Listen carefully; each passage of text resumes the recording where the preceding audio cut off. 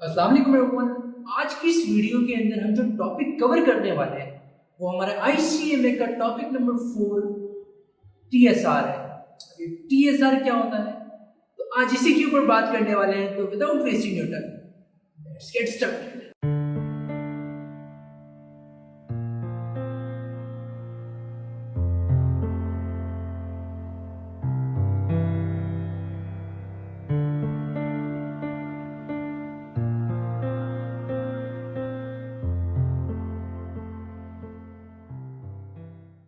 तो टीएसआर, अभी टीएसआर क्या होता है?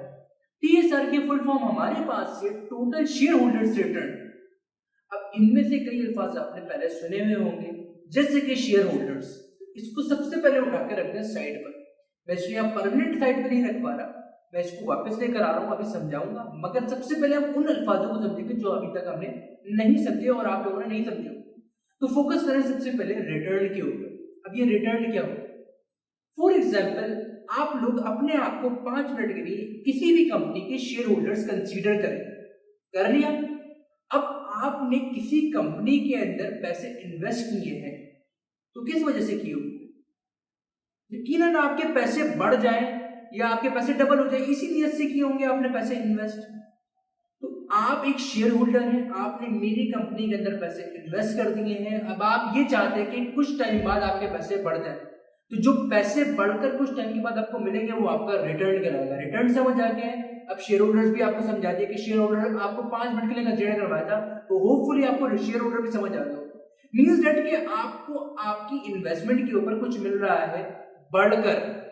दो चीजों पे अब आप बोलेंगे सर ये टोटल का चीज है, बेसिक सी बात है यार। वो टोटल रिटर्न जो आपकी अर्निंग के ऊपर आपको मिलने वाला है वो क्या होता है, जरा अभी हम उसको बहुत आसान तरीके से समझाने वाले हैं जो अभी आपको समझ आएगा। तो अब हमारे पास एक चीज क्लियर हुई है, जो कि हमारे पास टोटल शेयर होल्डर्स रिटर्न। इस चीज का भी हमने मतलब समझा।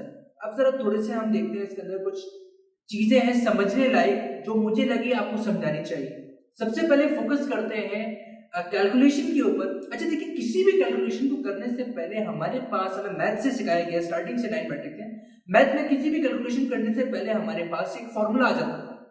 यहाँ पर भी हमारे पास फॉर्मूला है। तो यहाँ पर हमारे पास जो सबसे पहला फॉर्मूला है वो है हमारे पास टीएसआर। सर आप ये बोलेंगे कि सर आपने अभी टीएसआर समझाया, आप उसका फॉर्मूला समझा रहे हैं? जी हाँ बिल्कुल, मैं उसका फॉर्मूला ही समझाने वाला हूँ। तो टीएसआर का फॉर्मूला हमारे पास है current price minus purchasing price plus dividend divided by purchasing price. Formula आप जरा साइड में रखते हैं, लिख तो दिया है मेरे सामने। अब जरा देखिए इसके अंदर क्या क्या चीजें वैल्यू हमने ऐड कर दी है। सबसे पहले तो हमने इसके अंदर ऐड करनी है करंट प्राइस। मेरी कंपनी है भाई, एक पब्लिक लिमिटेड कंपनी है, आप मेरे शेयर होल्डर्स हैं, आपने मेरी कंपनी में पैसा इन्वेस्ट कर दिया है। अब करंट प्राइस क्या है मेरे शेयर की? फॉर एग्जांपल 12 रुपए। ये मैं एक मिसाल दे रहा हूँ, सवाल अभी हम सॉल्व करने वाले हैं इस चीज का। तो एक एग्जांपल है, 12 रुपए मेरी कंपनी की करंट प्राइस है। अब हमारे पास जो है वो, आप लोग जो शेयर होल्डर्स बनकर आए, जब आप खरीदने के लिए आए मेरी कंपनी के शेयर, तो वो शेयर चल रहा है 15 रुपए का, मतलब 3 रुपए बढ़ गए हैं। तो मेरे शेयर की करंट प्राइस जो थी वो 12 रुपए थी, और जो परचेजिंग प्राइस थी, जो आप लोगों ने मेरे कहने पे अगर खुदा ना खास्ता खरीद ली, तो वो 15 रुपए के आपने खरीद लिए। तो माजरत के साथ आप लोगों को थोड़ा सा लॉस हो गया, मगर ये एक एग्जाम्पल थी। सवाल जो आने वाला है वो एक अलग है, मगर इस चीज से आप मुतमईन रहे, मैं आप लोगों को डिविडेंड जरूर दूंगा, क्योंकि इसके अंदर आगे जो हम ऐड करने वाले हैं वो ये हमारा डिविडेंड। अभी डिविडेंड क्या होता है अभी प्रॉपर डिस्कशन करने वाले हैं, अभी फॉर्मूले को समझे। अभी डिविडेंड समझाता हूँ होता क्या है। डिवाइड कर देंगे इस वैल्यू को हम दोबारा से, किससे? परचेजिंग प्राइस से। तो अब हमारे पास एक ये फॉर्मूला आ गया, मैंने इसको समझा दिया, एक एग्जाम्पल थी। अभी हम सवाल इसके अंदर पुट करने वाले हैं। अब जरा मैंने आपको क्या कहा था, आप पहले याद कीजिए, जो कोने में एक चीज रखवाई थी वो थी शेयर होल्डर्स। उठाकर बीच में नहीं आए, और सबसे पहले शेयर होल्डर्स क्या होते हैं जरा समझने की कोशिश करें। हर कंपनी के अंदर शेयर होल्डर्स दो तरीके के होते हैं, एक होते हैं प्रेफर्ड, एक होते हैं नॉन प्रेफर्ड। अब प्रीफर्ड और नॉन प्रेफर्ड, क्या सर इतनी खतरनाक बातें कर रहे हैं, हमारे सर पे से जा रही है, थोड़ा आसान करके समझें। हाजिर है भाई, आसान सी एग्जांपल। प्रीफर्ड शेयर होल्डर्स वो होते हैं जो हमारी कंपनी के अंदर एक्टिवली पार्ट प्ले कर रहे होते हैं, हमारी मैनेजमेंट का हिस्सा होते हैं। इसके अंदर एग्जांपल्स में हमारे पास आ जाते हैं डायरेक्टर्स, एम्प्लॉयज, और हमारे पास सीएफओज। अच्छे अच्छे एग्जांपल्स दे दी, 3-4 मैंने आपको और बड़ी बड़ी examples they the. Means that कि आप समझ लें कि जो कंपनी के अंदर काम कर रहा होता है बंदा, उसको प्रीफर्ड शेयर्स इशू किए जाते हैं। एक जस्टिफिकेशन एक लाइन की और दे दूं क्योंकि दोबारा मैं वापस इस पे आने वाला नहीं हूँ। प्रीफर्ड शेयर्स जो होता है वो आम नॉर्मल शेयर से थोड़ा सा महंगा होता है। ये नॉर्मल शेयर्स क्या होता है भाई, मैंने अभी बताया आपको, एक होता है प्रीफर्ड शेयर्स, एक होता है नॉन प्रीफर्ड शेयर्स, जिसको हम नॉर्मल शेयर्स भी कहते हैं।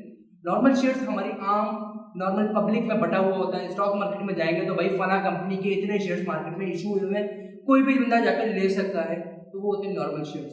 अच्छा देखिए, नॉर्मल शेयर्स अगर मिसाल के तौर पे 12 रुपए का है तो प्रेफर्ड शेयर जो है वो 15 रुपए का होगा, क्योंकि प्रेफर्ड शेयर महंगा होता है, वो कंपनी के लोगों के लिए होता है। उसकी वजह क्या है भाई, ये महंगा क्यों है सर, थोड़ा इसको समझाया मैंने।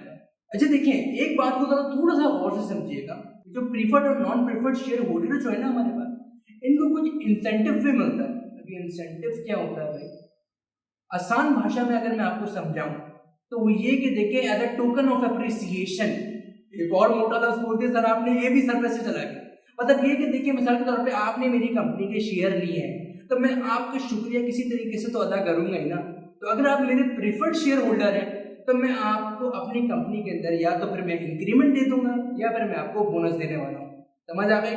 इसको साइड पे करें, आ जाए नॉन प्रीफर्ड के ऊपर। नॉन प्रीफर्ड देखिए, आपने मेरी कंपनी के शेयर ले लिए, लेने के बावजूद मैंने आपको कुछ नहीं दिया तो फिर मुझसे बदतरीन आदमी कोई नहीं है। मगर इंसेंटिव के नाम पे मैं आपको कोई वॉचर्स देने वाला हूँ या गिफ्ट हैम्पर्स दे दूंगा आप लोगों को मेरी एजीएम मीटिंग के अंदर, क्योंकि नॉर्मल शेयर होल्डर्स को सिर्फ इतना ही लाइन पे रखा जाता है, इतनी ही चीजें दी जाती हैं। जो प्रीफर्ड वाले होते हैं इंसेंटिव भी दिया जाता है, उनको इंक्रीमेंट दिया जाता है और उनको बोनसेस भी दिए जाते हैं। होपफुली आप लोगों को समझ आ गया होगा कि प्रीफर्ड शेयर होल्डर्स कौन होते हैं और नॉन प्रीफर्ड शेयर होल्डर्स क्या होते हैं।